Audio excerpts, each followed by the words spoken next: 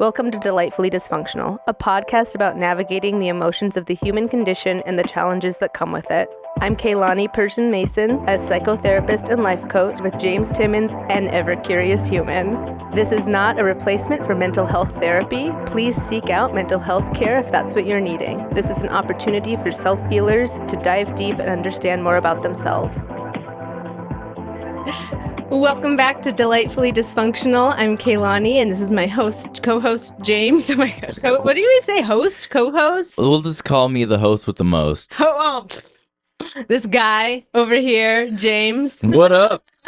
You know what's funny is the intro, the song and everything where you say, I'm Kaylani therapist. Kaylani psychotherapist. I always think that a stupid dad joke that like you're a therapist that is also a psycho. Oh God. And so that joke always comes in my mind whenever that plays. I'm a psychotherapist. Yeah, I'm a psychotherapist. That's like marketing. Stay away. That's the wrong vibe I'm marketing. You're with your clients, you're like, have you considered killing them? Terrible. They're like, yes. You're like, well, you should think more on that. Oh my goodness. I promise that will not be the advice that I provide you. I thought I should also give a caveat too. I feel like I try as much as I can to infuse it. Like, this is my personal self that I put out there. It is separate from my therapist hat, although I obviously like weave it in, but you're getting a more unfiltered version of it. You're getting less psycho version on the podcast, right? No, I infuse more psycho. More psychotherapist. Oh God. I hope you guys will never be able to unhear that because that lives rent free in my head. It makes me think we were talking about Arrested Development, I think last episode too, maybe. But Tobias, he kept calling himself the rapist instead of therapist. Like the way he would enunciate it. Is that how it was, Zach? How was that scene? Do you remember? Which one? Tobias on Arrested Development when he is going by the rapist instead of he says he's the world's first it's like analytic therapist, an analrapist. Oh no. Like anal rapist. Oh my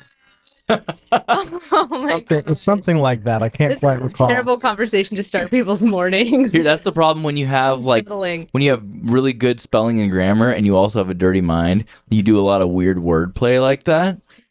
So that I do that all the time. But yeah. So today is Wednesday, which we've just started filming and recording on Wednesdays.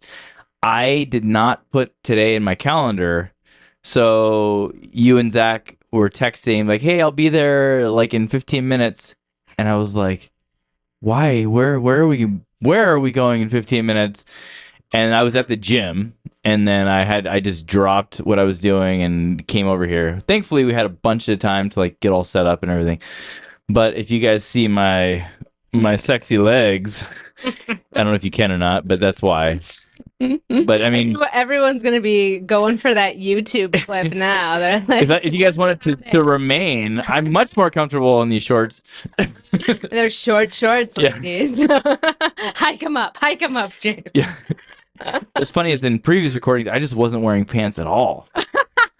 That's why I was like so comfortable. Yeah. That's why Kaylani was so uncomfortable. Yeah. We need to have a talk. Yeah. That's why we've never had guests because it's too much. Too much leg for them. We will be starting to have guests, and I'm excited about that. We have some people scheduled coming up. Yeah. Today we don't have a guest. They have to deal with our shenanigans. That's right. But I feel like if you guys have hung in there this long, then you probably like us at this point. Let's hope. Or we're like a dumpster fire that you just can't turn away from, like train wreck. Or a slow parasite infiltrating your mind with curiosity. Oh my gosh, that should be our new opener.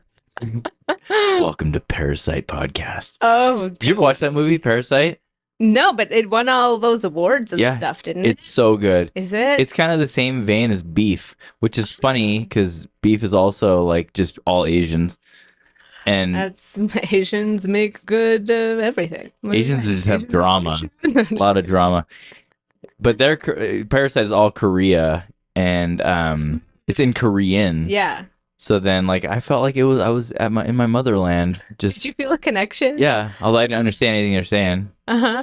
I think it's because you have to tune in differently when you're reading subtitles, Yeah. you know? It's a different kind of But commitment. you're reading the entire. You don't really get to actually take in all the visual stuff. Yeah, you have to like really be committed to like balancing that. And I feel that lately, I don't know, I've been busier. So when I'm watching something, I want it to be really mindless Yeah. and like enjoyable. But that's a good one. I want to actually make a list of like all of the movies that have won like the most awards and go through and watch them. Yeah. I feel like Well, that movie, it came out early 2020 before COVID, I think, or maybe 2019. But I remember watching it. It's. Oh, I won't ruin it for you, but don't tell me. it's really unpredictable. You know, a movie I just introduced to Zach, and my intent is that people should be shocked by this, that he had not seen this movie. He had never seen Good Will Hunting. What? Right? That's a good. It's such a good movie. Oh my gosh. Okay, I'm gonna infuse this in the edit, but Louis C.K. has this one bit that he makes fun of Good Will Hunting, and it's such an accurate take. Okay, it's fresh in my mind, so I'm ready. I'm ready to hear it. Well, I'm not gonna tell it to you. Oh, okay. Matt Damon, great performance. He plays a very complicated young man wearing a tight T-shirt for a whole movie. And here's the thing. Here's my issue with Good Will Hunting. Matt Damon also wrote the movie. Okay, so he basically sat down. He's like, first of all, I am amazing. I'm a construction worker. I'm like working class. And I drink beer and I get in fights. I get in so many fights. My friends are like, you're out of control, man. And I'm like, shut up. This is the way I am. But then also, I'm a genius. Ooh. I didn't even go to school. I just know things. I don't know why. I just know them. And all the nerdy geniuses that studied for years are like, he's so much smarter than us. It's making us upset. It's insane. It's fucking insane. Yeah. He did. He wrote himself a very cool character. Yeah. That's for sure. Yeah. I enjoyed it a lot. I mean there's a lot of like therapy themes in there. I love Robin Williams and Yeah. it made me want to binge Robin Williams movies. Like he was such a staple of my childhood. He was so unique too. Yeah. So many were so heartwarming and doesn't it just gets me still when I think about him not being here with us. And he was like the original trans. Mrs. Doubtfire. Doubtfire. Oh my gosh. I love introducing those old movies to our kids. Well, mainly Oakley because Bria doesn't give a crap yet. Yeah. How old is Priya now? She's almost 2. Okay. Yeah. My youngest will be 4. Tomorrow, actually. Yeah, speaking of, that's right.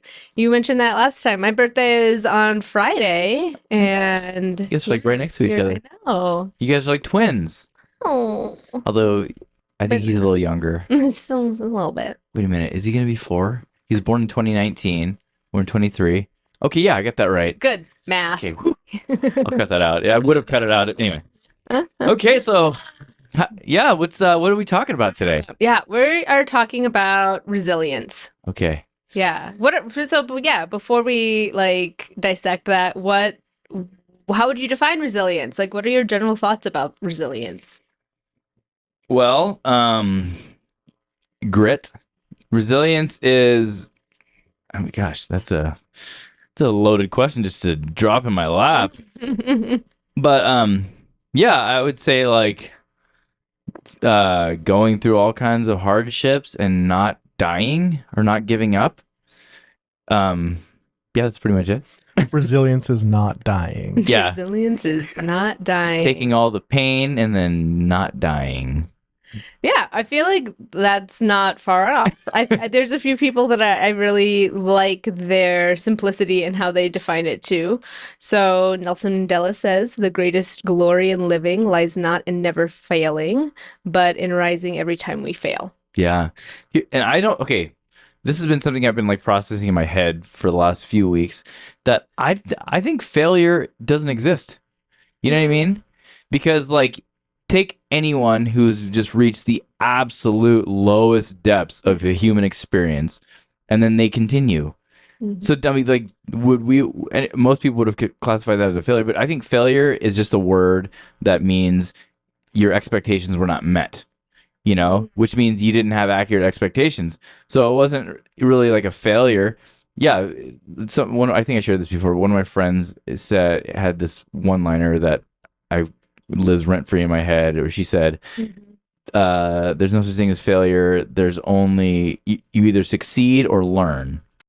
Yeah, failure is all about picking yourself back up. And I love that take that you had on it not really being something that holds you back, or that the idea that I think our perception of failure is what really needs to shift. Yeah. So, yeah, that makes a lot of sense to me. I almost have had thoughts about like regret too, in the same way. Like, is it worth regretting something? And I think the regret makes me feel as though it's that idea, well, I wish I could rewind things, and that can be a really tricky place for people to get stuck in, because you can then ruminate and just overthink this idea of what if I had done this other thing, which then creates like a fantasy and a false reality that I have issue with people sticking in that place, because that can create a lot of learned helplessness and just like, woe is me that the circumstance isn't different, or that I didn't take this other action, versus the perspective of, yeah, here's my lesson here. Boy, did I have to have a huge dose of humility. Yeah. Boy, did I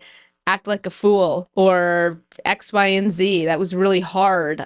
Whatever it is, you can still turn that into an insight that propels you forward. So I think the ultimate failure is really not choosing to get back up, or not choosing to have a healthier perspective, because that part of our brain that's looking for risk, it can overfocus on that area, and that's what leads to depression and anxiety. It is that rumination, that constant like dissatisfaction with where you are right now. Yeah. And it's a brain hack. That's why I think on some hand the things that I preach can sound depressing, because I'm like, yeah, life is hard work, and there is constant disappointment, and it's unpredictable, and that can seem like a real wah wah wah.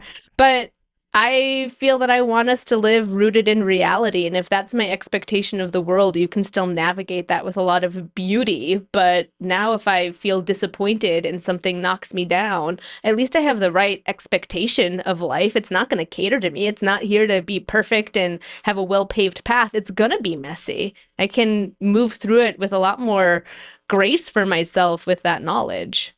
Yeah, that's such a good take. Yeah, I agree with you. Like, because wherever you find yourself in life is just, even if you hadn't deliberately made decisions, it's always like a product of all your decisions. I mean, there's things that are out of your control that may have influenced, but so the act of making decisions and taking actions to get out of a stuck place is pretty much the only way to get out of a stuck place. Like, ruminating in the past, to my knowledge, the only way you can go back in the past is if you shrink down into the quantum realm, or if you find a flux capacitor in a DeLorean. But those are hard to find. Yeah, I've never stumbled upon either of those, except in Endgame and Back to the Future. But yeah, so without those things, you might as well just accept that the past is the past. And I saw this reel on Instagram. Thankfully, my Instagram algorithm is all like dialed into like motivational stuff, because I'm obsessed with it. But this morning I watched one where it says basically all you have is your next move. Like, your life, no matter where you're at in life, you still have your next move, and that's where your life is going to change. And it's so true, because like, the only thing you have is what is in front of you in the present moment, because you don't know if you're going to die 2 seconds from now. So and I've been really trying to snap my mind, because I'll be stressed about something in the future which doesn't exist. The future doesn't exist. And so when I really focus deliberately on like, okay, what's the best I can do in this moment, that compounds the next moment is easier because in that moment I did my best.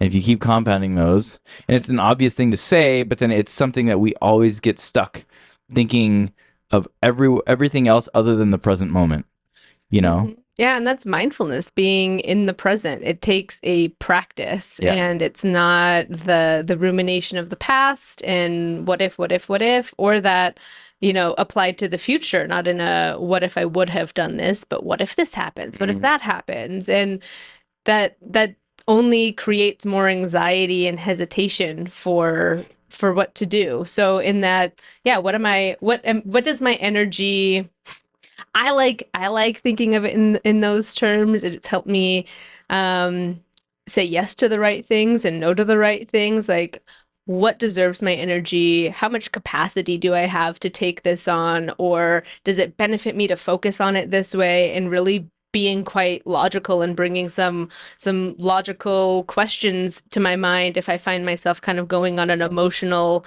like, what if journey of all the possibilities that you just don't know. We could not have predicted where my life is right now. Yeah.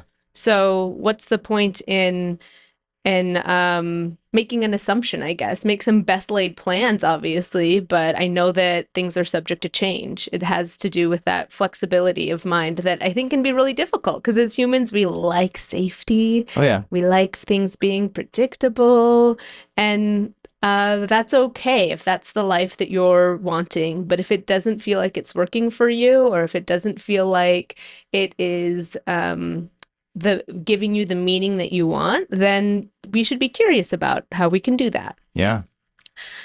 So part of resilience is also like thinking about the trauma that we've had. So I guess in my mind, we can't talk about resilience without also talking a little bit about trauma. Yeah. There was a study, an ACEs study, which is Adverse Childhood Experiences, and it was this questionnaire that was given out. And what they learned is that the higher someone's ACEs score, which is really ranking childhood trauma is going to affect you more so because that's when your brain is forming. And so neural connections can be made much stronger and traumatic events can have more of an impact. And when someone had a higher ACE score, that meant that resilience was more difficult, and they were also going to be more likely to have certain illnesses sometimes, or certain addictions, certain tendencies in behavior, such as unhealthy relationships, domestic violence, alcoholism, obesity, diabetes. But there was also a balancing factor, because that is really depressing news for us to sit with, that great, the trauma that was experienced as a child when we didn't have a choice is going to impact us to that degree. And that isn't what I feel the conclusion of the ACEs study or subsequent studies is trying to show. Resilience is built through our relationships. It's that's the mitigating factor. So if a child had a high ACE score, but they also had a lot of loving, caring people in their life, that's going to balance things out. And in our current life, I feel that, I've shared a lot about my thoughts on not just Americans, but society in general being quite lonely. In fact, studies are showing that a study that was done in let me actually double check, 2020 said that 61% of adults in the US reported feeling lonely. Another one says that 22% of adults in the US are always feeling lonely, with a higher rate among young adults ages 18 to 24. That's from Kaiser and Cigna, separate studies that were done on loneliness. And then we're seeing even with our teens, there's issues that we should really be highlighting and looking at too, that are quite scary, especially as a parent. Like, only 22% of youth reported being close to their family, and 1 in 3 teen girls has seriously considered suicide. This is scary for any parent, right? Yeah. It's scary and it's shocking. So that conversation about resilience, I think, is really important, not only for ourselves and the adults that are listening, but those who are parents, when thinking about our kids and what we can do to give them that grit and that ability to bounce back from hardship. Yeah. Well, I mean, in my own experience, first of all, I just took the ACEs quiz and I scored a 6. Is that high or is that kind of average?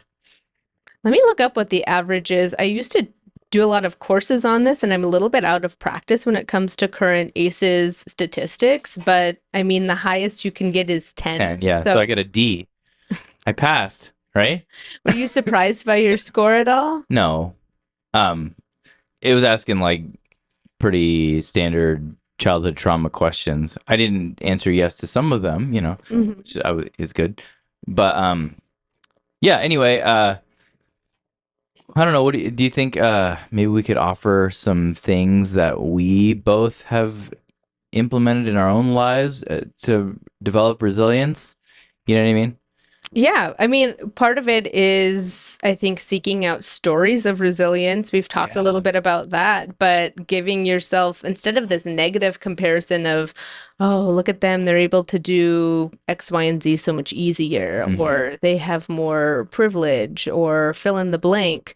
Also, take note that your circumstances are not as bad as they could be. And I'm not saying that in a minimizing way. I know that that can come across very cold. It can be compassionate and logical. I would say to someone who is feeling really discouraged about their ACEs score or maybe feeling less resilient, I'd say, I'm so sorry that that happened and that was not fair. Yeah. And if you want to really thrive and not get stuck in some of the dysfunctional thoughts or habits that you saw when you were a kiddo, I want to help you. But that means really going through the movements of healing and trying to do something different, even when that's hard. Yeah. Even when life is uncertain and stress can come up and bump you. And when we're stressed, we regress. It's a acknowledgement and a validation, but also, hey, there is a path forward and we can navigate that together. So I think that having some hope in this, not feeling discouraged, but knowing,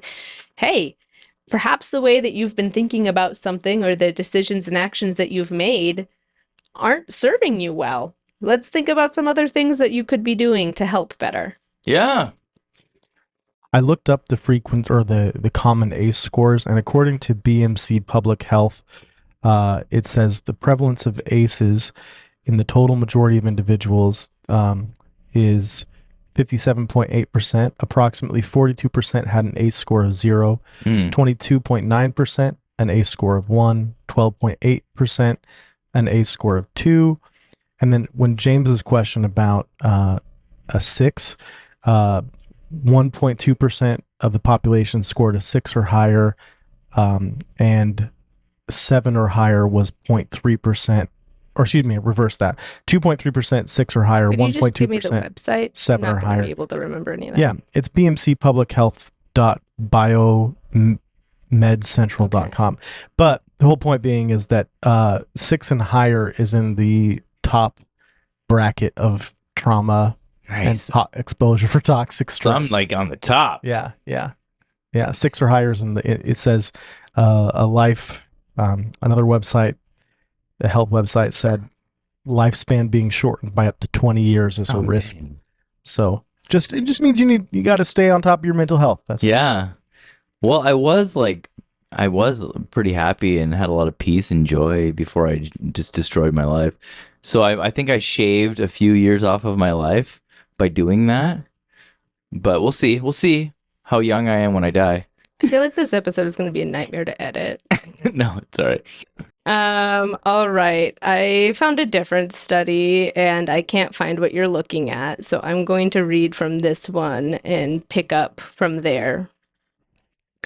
So some of the questions that the ACEs questionnaire is going to ask is about physical abuse, emotional abuse, sexual abuse, alcoholism, depression, and other mental health conditions that were in the family, a family member who's been incarcerated or removed as being a present person and no longer present in the family, witnessing abuse between parents, parental separation, and just kind of the collective violence in the community that someone might experience and psychological neglect that can happen. So it's really assessing all of those areas. And in different countries, we'll find different levels, obviously, of abuse and things that are going on. But you had mentioned that your score was a 6, and that's about it's on the higher end because Zach shared some data with us, and it's about 40%, I believe he said, who have a score of 0 or below, and so four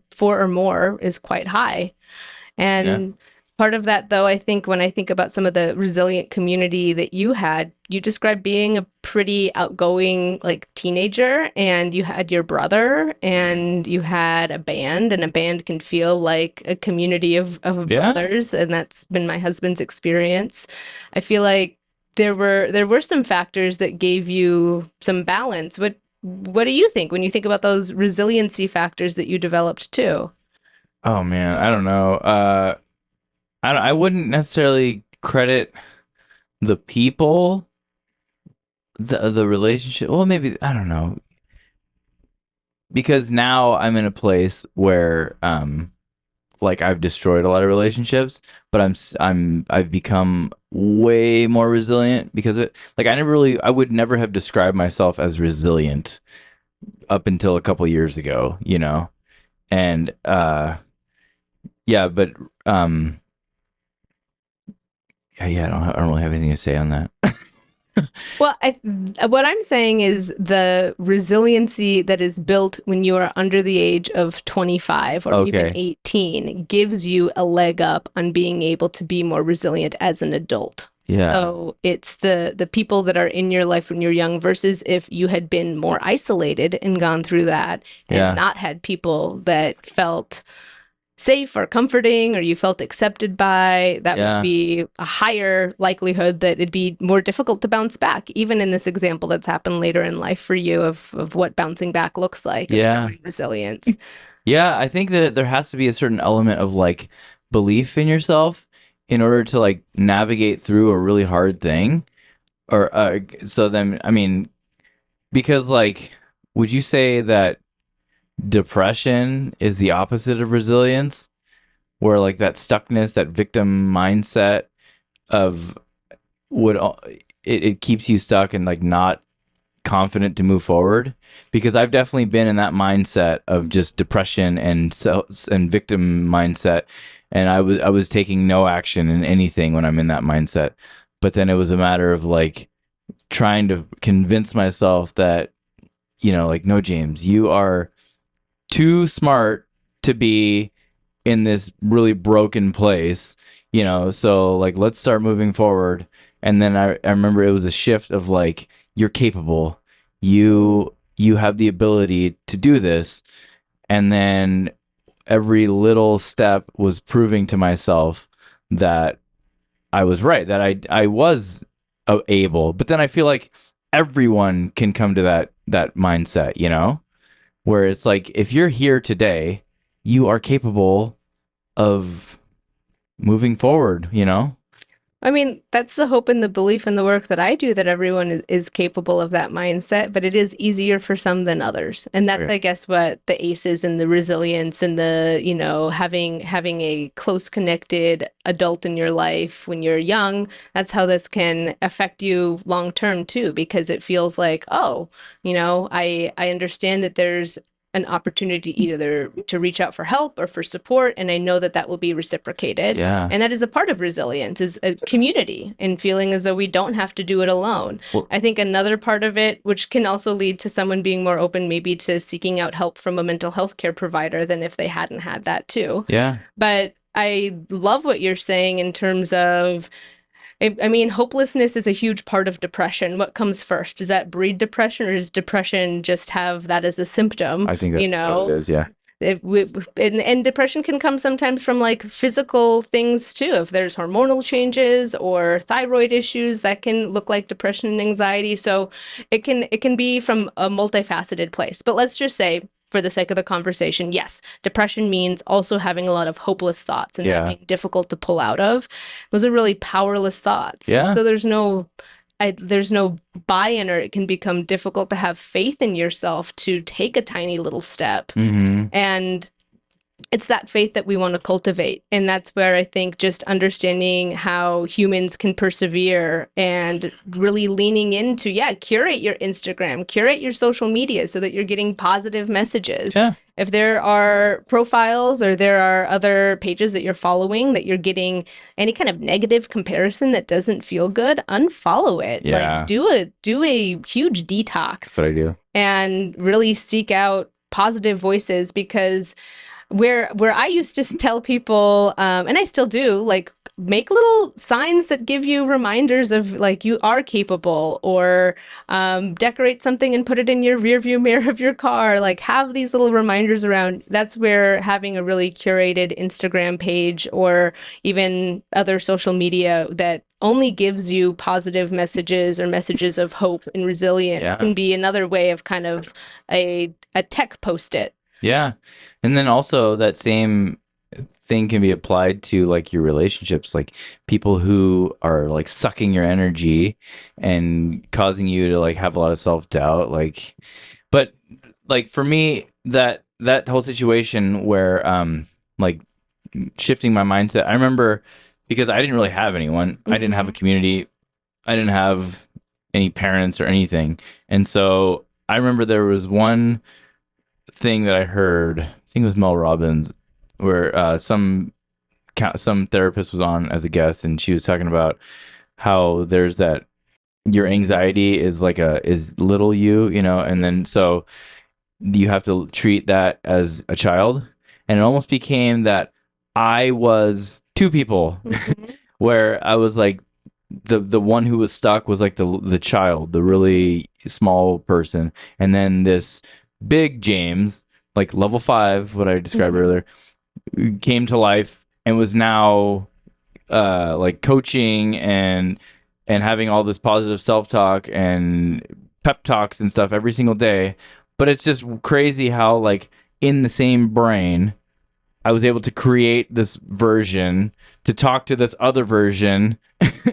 It's almost like schizophrenia, but you're describing parts work, which is a really big it's a really big modality. It spreads into a lot of things. IFS, which we talked about, internal family systems, and a lot of different like therapy models, I guess. But basically, that what you're saying is exactly right. Like, we have the self that we want to be.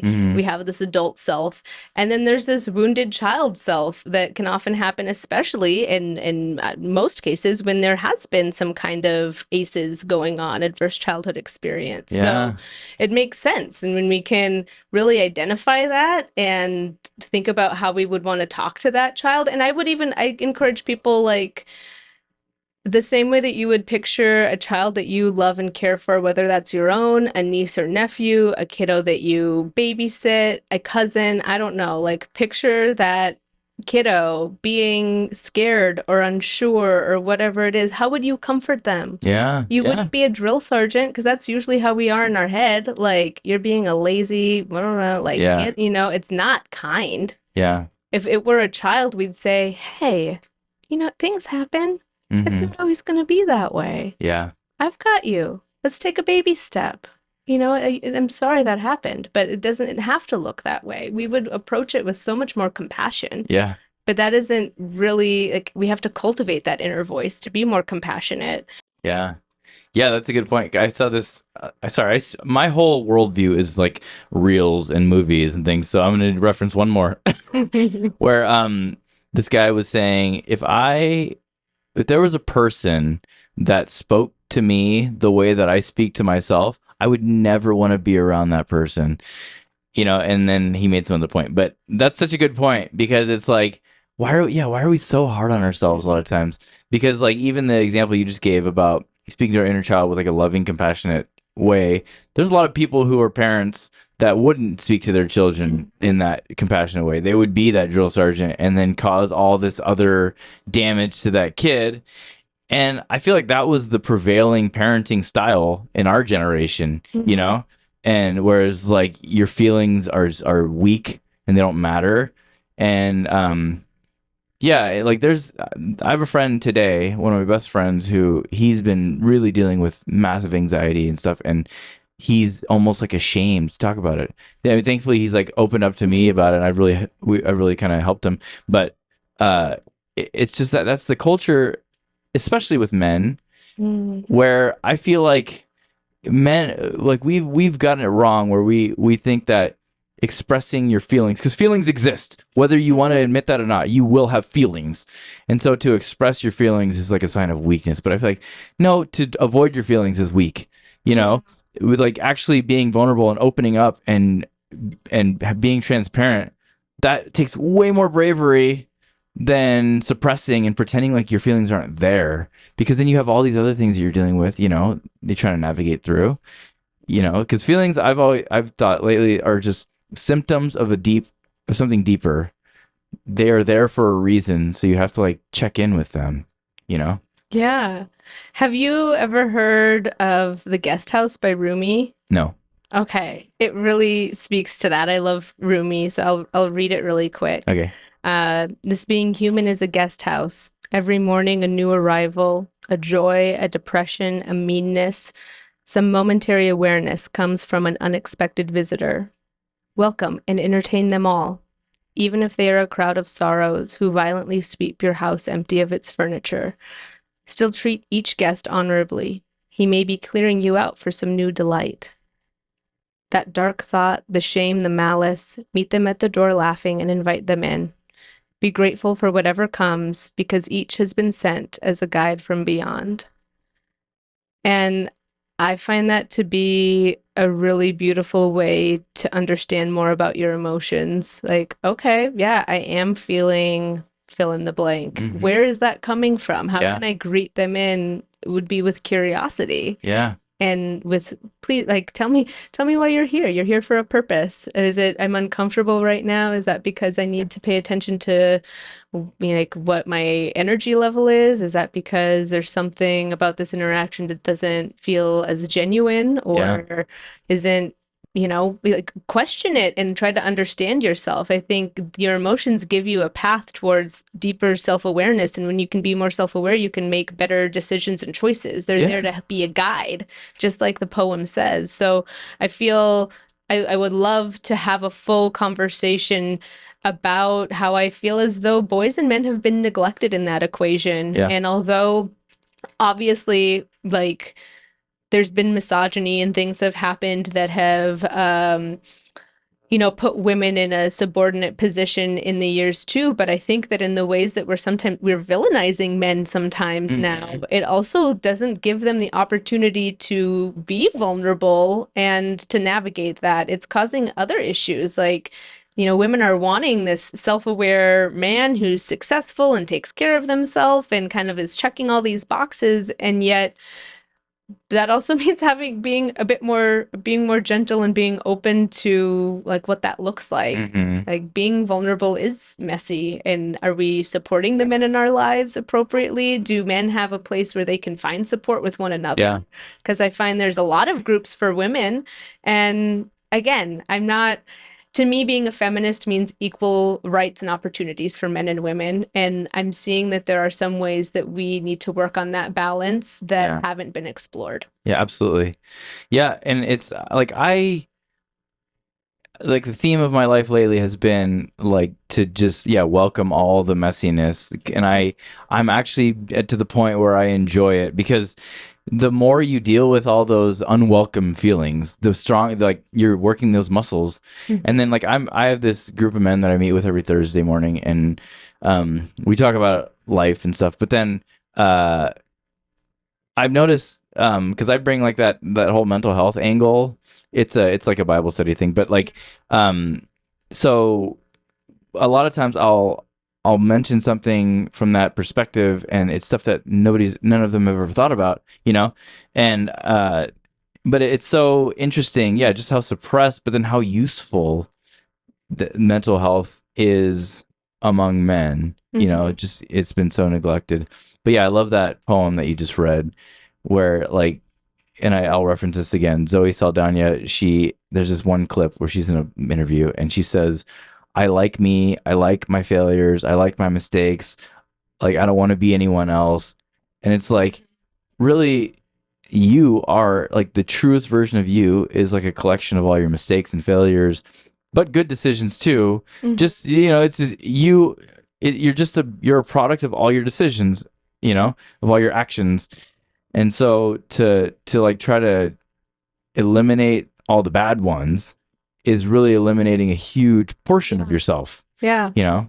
The more that we're talking about this, I'm getting this feeling too that it's a societal issue on perfectionism Yeah. as well. I think that is ingrained in uh, some of the paralyzing shame of men not wanting to be vulnerable, or of people feeling that any kind of failure is so like you're seared with a scarlet letter on your forehead, or you're just destined for continued failure. And all of those thoughts are just completely wrong and absurd, and they steal your power. They steal your ability to feel like you have your hands on the steering wheel. And that's what I'm always trying to cultivate for people, that even in small ways, that small deposit into the momentum of habit change or habit of mind makes a difference, and it adds up. Yeah. And so it's how do we cultivate that, and with that curiosity and persistence. That means being aware of our thoughts, and so many people are on autopilot. Yeah.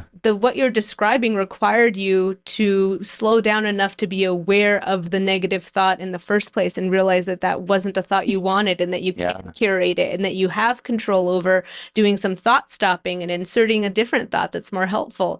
And those are skills. Yeah. Those are skills that aren't talked about enough. Again, why I love this platform and the ability to talk about it. I think that it's these little steps that cultivate resilience. Yeah. And it's believing that you are capable. It's interpreting things and past events in a way that you can find your strength through it as well. It wasn't something that robbed you. It was something that also gave you a gift. Yeah.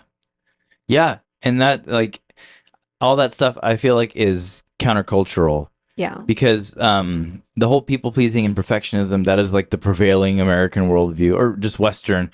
Because you go on social media, everyone has this facade. They want to project a false image, like, hey, I'm doing really well. Like, and me being a realtor, my brand was all about projecting that I'm successful.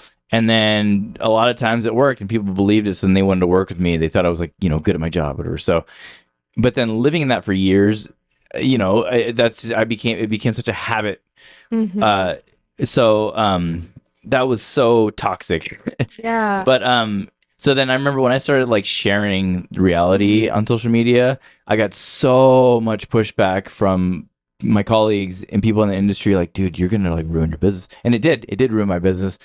But then at the same time, it's like, that's not really like my goal. But yeah, because there's I think that, I mean, maybe it happened in a raw way. Yeah. I wasn't friends with you at that time of your life either, so I know more about it just directly from you sharing. I wasn't present in your life or knowing what was going on at all, but it kind of in a radical way reshaped who you are now too, in terms of, well, being authentic means really not putting on this mask of perfection and projecting that into the world. Yeah. Like, it means being messy and raw and real. Yeah. Well, and like I had hoped that by being authentic, it would like encourage other people to be authentic. But it's funny, it's because everyone's playing that game of projecting and perfectionism.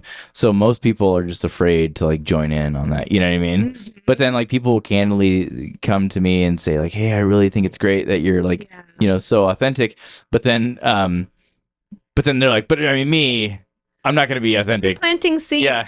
I'm in the business of planting those seeds, and just, if for now it feels inviting for them to hear about our failures, and that gives maybe more of a compassionate voice in our listeners' minds, then that is a seed that I'm happy to plant. Yeah. And I mean, it's still scary to like to just lay it all out there, but it's not as scary as you think it would be, and but now like we're so deep into it that I'm not gonna like not be authentic anymore, I know, we've ripped that Band-Aid off. I still find myself though trying to project things on social media, because I'm still a realtor, and I like those are my old strategies of being successful. But and then like the whole dating thing, like that is exactly like people pleasing. You know who I need to find this? Do you know who Jesse Williams is? Mm-mm. He's an attractive man with green eyes, and he was on Grey's Anatomy. I feel like me mentioning these tidbits is they're helping people understand. And I just heard that he started a dating app it's like reverse dating, or gosh, I wish I could find. I'm trying to find the name of it. It was basically just based on the things that you like and like who has common interests, and it's much more so like highlighting that than Uh-huh. what someone looks like. And so I don't know exactly. I thought it was called Old School, but now I'm Uh-uh. not finding anything about it. We'll So see, am like, I making it up? Did I dream about it? Did No, Jesse Williams visit my are you sitting on a gold mine? yeah. Then never mind, that's my idea. Well, see, the thing is that in theory that sounds like it would work, but I'm a sucker for a pretty woman. So like you could be toxic, super toxic, and if you're pretty, then I'll forget. Oh, I'll forgive a lot of be- things. Don't be blinded. Don't be blinded. Blinded by the light. No, I'm speaking to our audience. So if you're a Check 10, out these legs. I want to read this a bit from a researcher, Woolen, who defines resiliency as the capacity to rise above adversity. Sometimes the terribly adverse is outright violence, molestation, or war, and to forge lasting strengths in the struggle. It is the means by which children of troubled families are not immobilized by hardship but rebound from it. They learn to protect themselves and emerge as strong adults able to lead gratifying lives. Resilient people don't walk between the raindrops. They have scars to show from their experience. The struggle, they keep functioning anyways. Resilience is not the ability to escape unharmed. It's not about magic.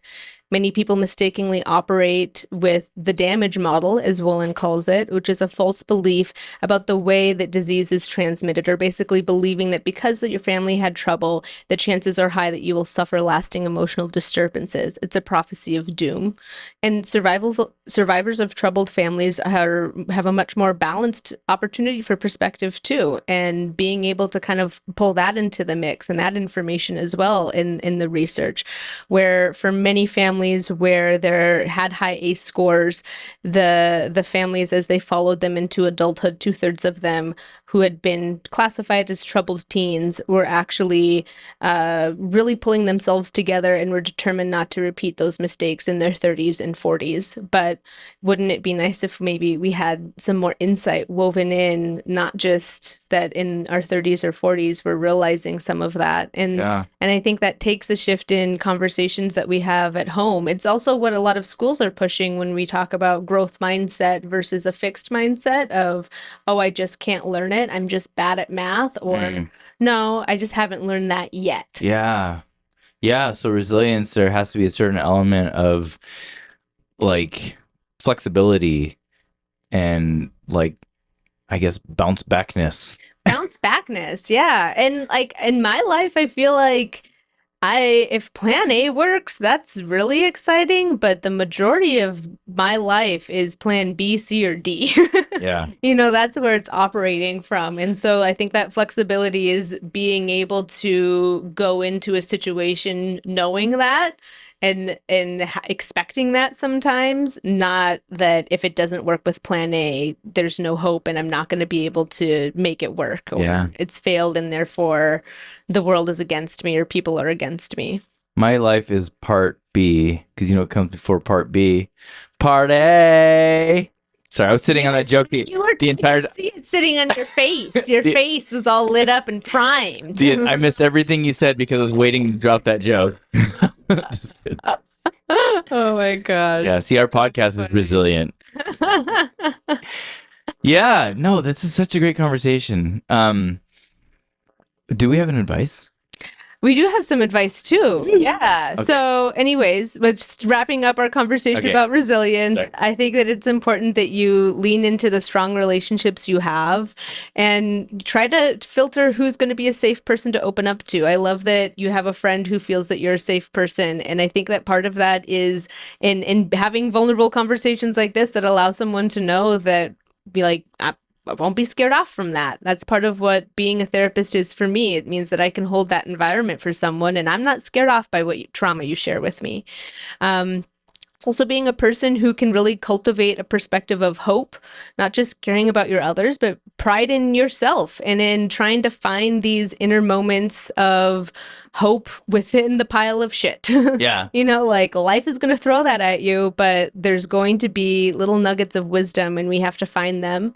And I find that being grateful is a really good way to cultivate that. I'm kind of preaching a lot of these different messages throughout our podcast episodes, but that's because there's a theme for a reason.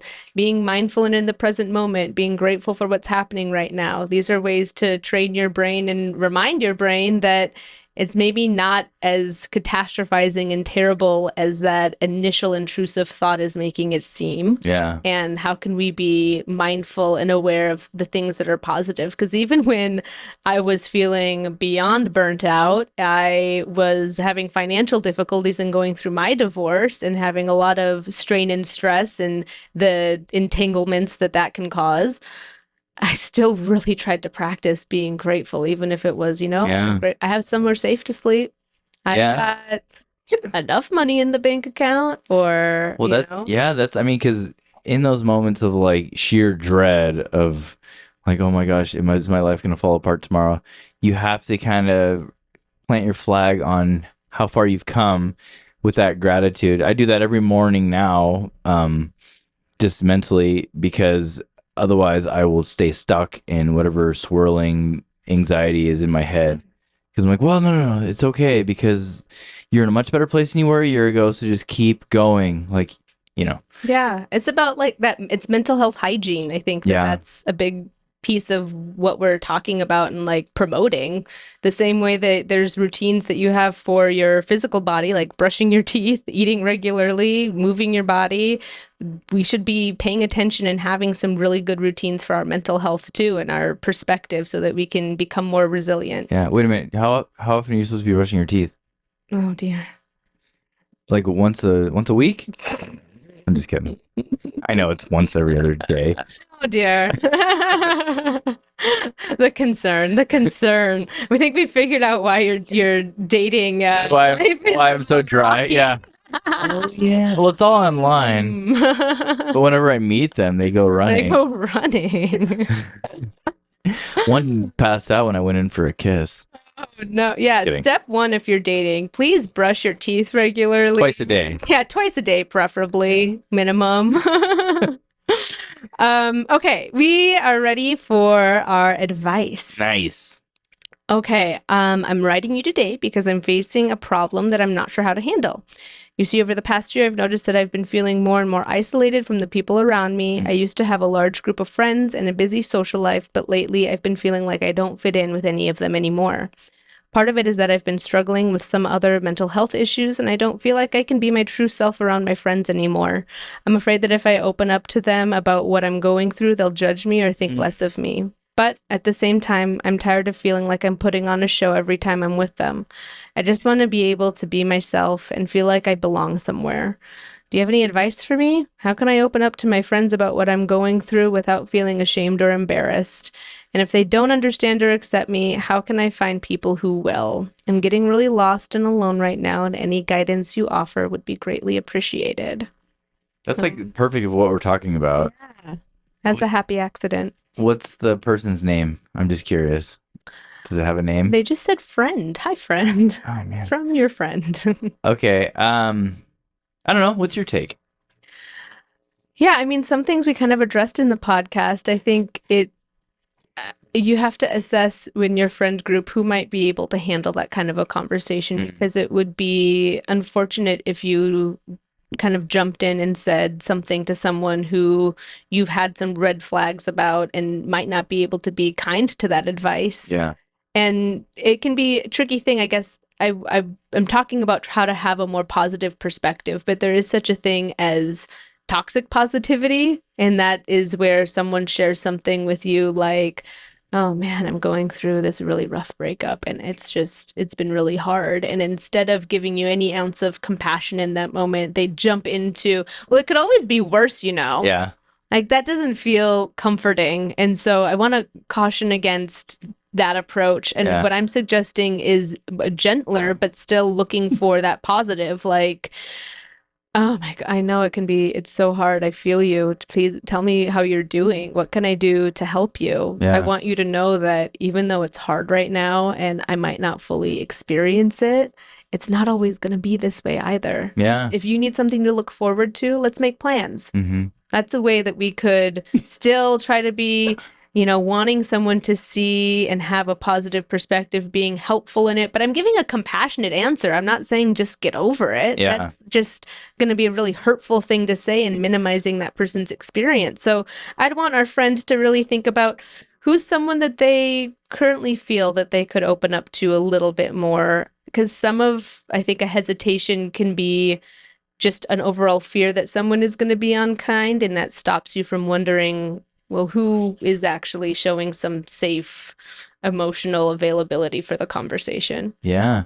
Yeah. I like that you said minimize the experience, because those are the two things that I personally would encourage this person to like almost add as a disclaimer. Because yeah, the normally when you're isolating and you have a lot of shame about how you're feeling, you're sort of projecting that you're gonna get a bad response. But a lot of friends want to be there for you, and I think that this person would be surprised with how much those friends would probably rise to the occasion and support him or her. And so, but a lot of people, when you present something that you're struggling with, they will either try to minimize your experience, or they'll just try to fix you or try to solve the problem. So then, like, there's a lot of jumping to conclusions, and sometimes gaslighting. So then I would say, find the friend that you feel closest to, that you connect with the most, and just say to them, I'm struggling with something. I really want to share it. I've been isolating. But first, before I do, I need you to promise me that you're not going to try to like fix me or try to solve the problem or try to minimize my experience. Just hear me out, you know? And so that would, Our friends aren't mind readers, so I think that that's a yeah, good point in just being like, I know you might want to fix the problem or yeah, not know what to say, and you don't have to say the perfect thing, but if yeah. you could just listen to me, I really feel like I need some support right now. Yeah, maybe say to to the friend that you're going to confide in, like, if you can like think of like a similar experience that you've had, maybe share that. I don't know, but like, I just don't want. But this is something I'm afraid to share it, because I'm afraid I'm going to get like some backlash and like run back into my place of shame and isolation, you know. So, but no, I feel like, because that's the mindset that I was in, where it's like, I don't want to talk to anyone about this because I've already like expected a certain reaction, you know. Yeah, fear of that reaction, because there's already such a mean critical voice in our mind. The Yeah. idea of there being someone across from us, much less a friend, who's going to echo any kind of unkindness Yeah. would feel unbearable. Like, Yeah. I think that's a huge fear. So yeah, kind of vetting who might be in that inner circle. And if you're really feeling unsure, that's where a therapist is trained to be able to do that. It's trained to be able to be a listening voice.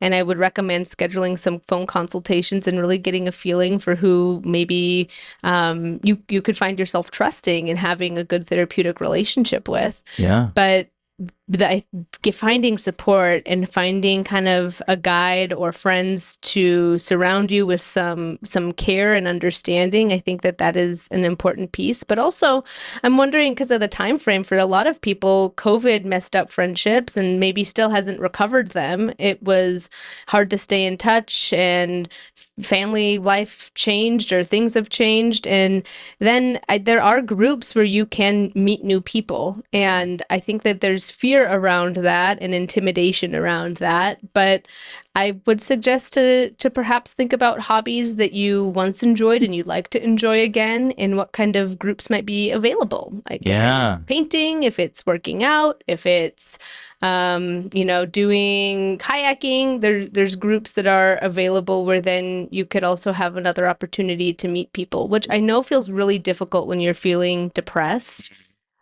But part of depression is also pushing yourself to do things that we've been talking about with resilience. It's like, it is uncomfortable to form healthy habits when depression has kept you feeling small or isolated. Yeah.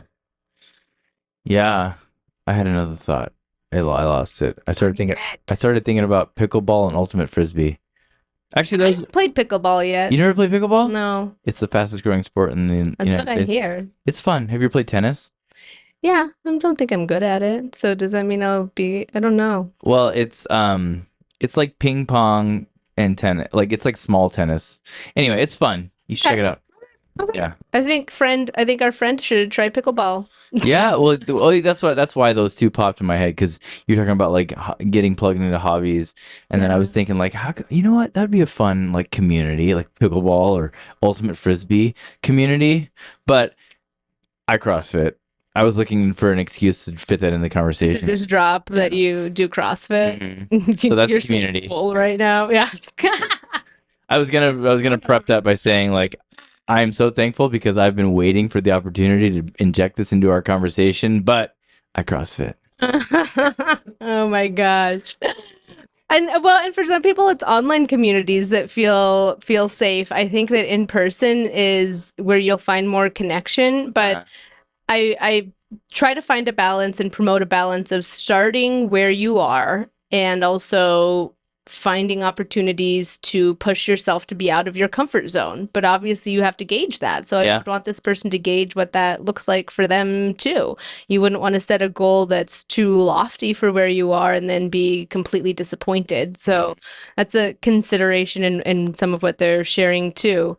I think I'm sad about the perfectionism that our country is facing and the loneliness that is happening for everybody, and feeling like they have to put on this mask of fakeness or of that everything is fine even if it's not. And I think that this person is definitely not the minority in how they're feeling. And so I want them to first really know that, and hopefully they can find some comfort in knowing that, because I think that the messaging in our mind can often be like, you're the only one who feels that. That's part of the critical voice too in isolation.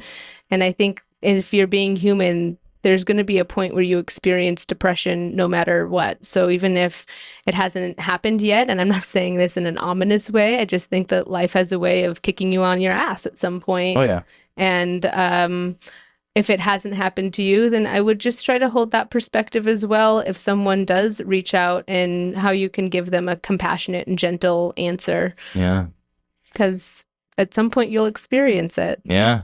If you go through life without experiencing it, then you are in the rarity.